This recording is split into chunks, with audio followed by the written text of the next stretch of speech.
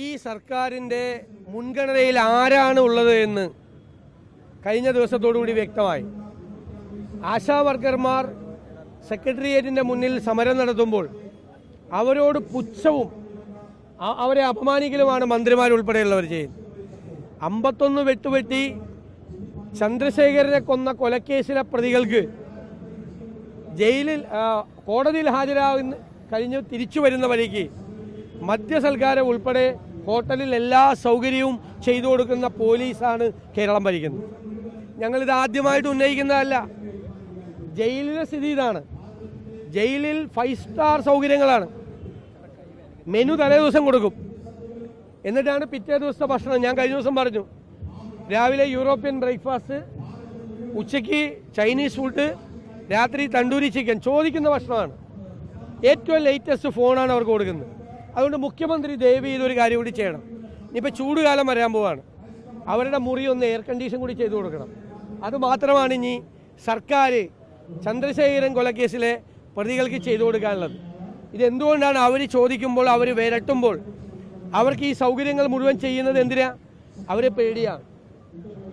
അവർ ചന്ദ്രശേഖരൻ കൊലക്കേസിലെ ഗൂഢാലോചനയിൽ പങ്കെടുത്ത നേതാക്കന്മാരുടെ പേര് വെളിപ്പെടുത്തും എന്ന് പറഞ്ഞുകൊണ്ട് CPM നേതാക്കന്മാരെ ഭയപ്പെടുത്തി അവർ ബ്ലാക്ക്മെയിൽ ചെയ്യാണ്.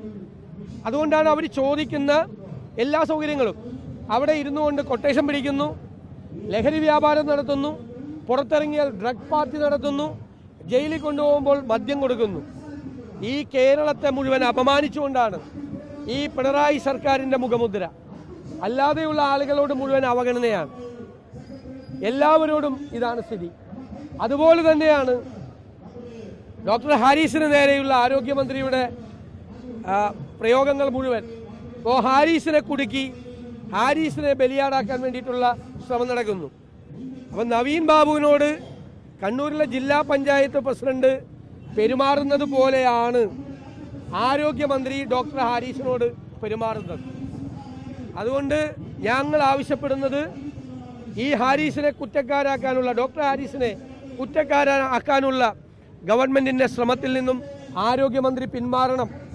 അദ്ദേഹത്തെ മോഷണക്കുറ്റത്തിൽ പെടുത്താനുള്ള ശ്രമം നടത്തിയതിന് ആരോഗ്യമന്ത്രി ഡോക്ടർ ഹാരിസിനോടും പൊതുസമൂഹത്തോടും മാപ്പ് പറയണം. ഈ 2 കാര്യങ്ങളുമാണ് ഞങ്ങൾ ആവശ്യപ്പെടുന്നത്. തീർച്ചയായിട്ടും ആ പരാമർശം അദ്ദേഹം ഒഴിവാക്കേണ്ടതായിരുന്നു. ഇവിടെ സ്ത്രീകൾക്കും പട്ടികജാതി പട്ടികവർഗത്തിൽപ്പെട്ട ആളുകൾക്കും അവർക്ക് കലാപരമായ കാര്യങ്ങൾ ഉൾപ്പെടെ സിനിമ ഉൾപ്പെടുന്നതിനുള്ള യാതൊരു തരത്തിലുള്ള കുറവ് അവർക്ക് ആർക്കും ഇല്ല. സ്ത്രീകളെല്ലാം എത്ര മനോഹരമായ സിനിമകളാണ് ഈ കേരളത്തിൽ, നമ്മുടെ രാജ്യത്ത്, ലോകത്തെല്ലായിടത്തും എടുത്തിരിക്കുന്നത്. പിന്നോക്കം നിൽക്കുന്ന സമൂഹത്തിൽപ്പെട്ട ആളുകൾ എത്ര മനോഹരമായ സിനിമകളാണ് എടുത്തിരിക്കുന്നത്.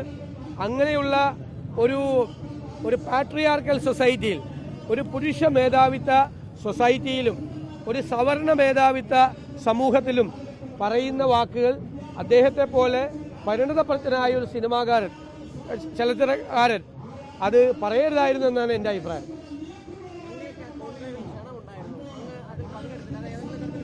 ഞാൻ മറ്റ് അസൗകര്യങ്ങളുള്ളതാണ് ചില പങ്കെടുക്കാൻ.